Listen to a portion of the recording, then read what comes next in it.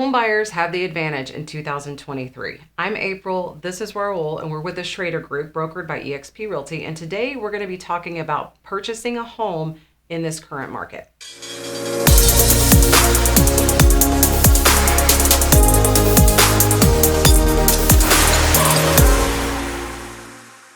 What do buyers need to know about buying a home in 2023? Well, I think for the last 2 or 3 years, the buyers have been really beat up. The sellers have had the advantage, but we're starting to see the trend taper down a little bit. And now that inventories are higher, supply and demand, now there's more competition. When there's more competition, the buyers win. The reason being is now they're able to get deals where they don't have to go over asking price. The sellers are more willing to work with them and try to make it a win-win situation. We found that, if you listed quote unquote in 2022 first quarter, you're probably about 300. Now it's probably closer to like a 275. So there's already some values in there. What are some of the differences in purchasing a pre-owned versus new construction in this market? Sure. So, lots of differences. Number one, if you're going pre-owned, you could find a really good deal. You're seeing that the days on market are taking a little bit longer, which means the sellers are a little bit more antsy or ready to sell.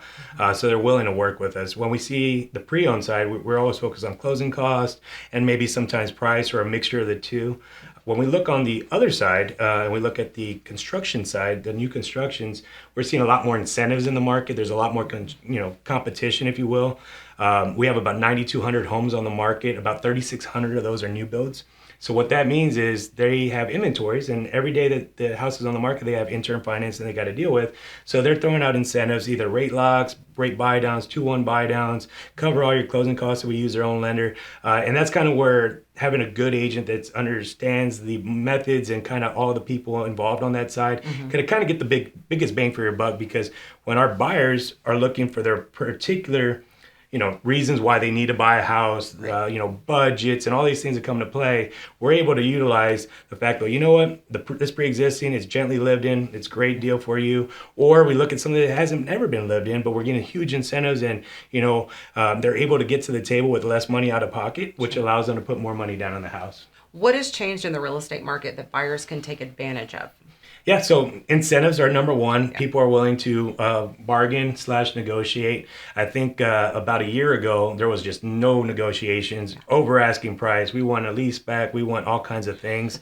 Now we have to be more in tune with the buyer has just as much rights as the seller does, maybe a little bit more, just because they're the ones in the driver's seat.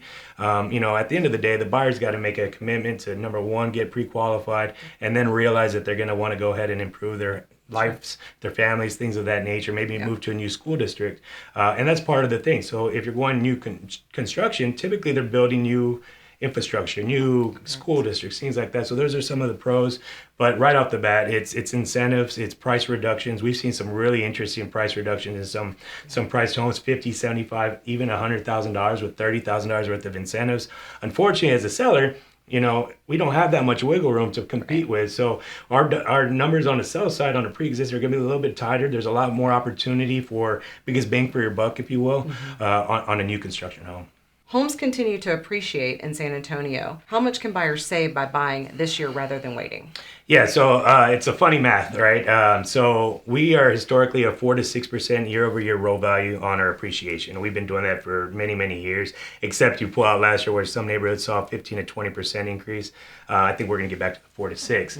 So let's just use that as a method. So say, for example, our interest rate is at a 6 today, and we're at a $300,000 house, and then it drops to a 5.5 or so. We're looking at small margins, but let's just call it $300 a difference. So you might pay more today at a 6.5 at a 300,000, right? $300 more a month, $3,600. Well, if we look at that $300,000 price point over a 4 to 6%, we're talking about anywhere between 12 to 18,000 in appreciated value.